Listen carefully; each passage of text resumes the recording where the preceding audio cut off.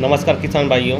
जैसे आप सब जानते हैं कि किसान भाइयों के लिए हाईटेक फार्मिंग कैसे करें, इस जैसे मैं आपको बता देना चाहता हूँ कि अगर किसान भाइयों को बिजनेस के पर्पज़ से फार्मिंग करनी है तो सर्वप्रथम वो अपना बिजनेस जो है मछली पालन से शुरू करें।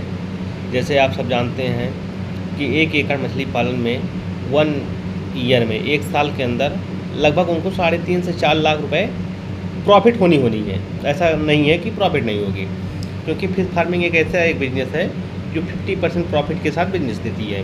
तो किसान भाइयों, जैसे आप सब जानते हैं कि आपको मछली पालन करने के तौर और तरीके मालूम होना चाहिए।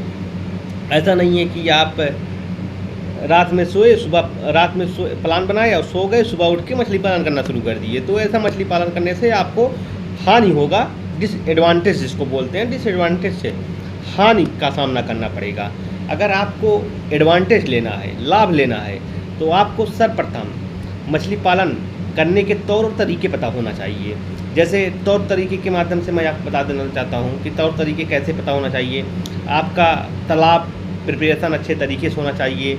आपके तालाब का बांध जो है, डाई जिसको बोलते हैं हम लोग, उसको एक अच्छे तरीके से बनाना चाहिए। उसके बाद उसमें कल्टीवेशन अच्छे तरीके से होनी चाहिए। तालाब का डीप्थ अच्छे तरीके से रखना चाहिए।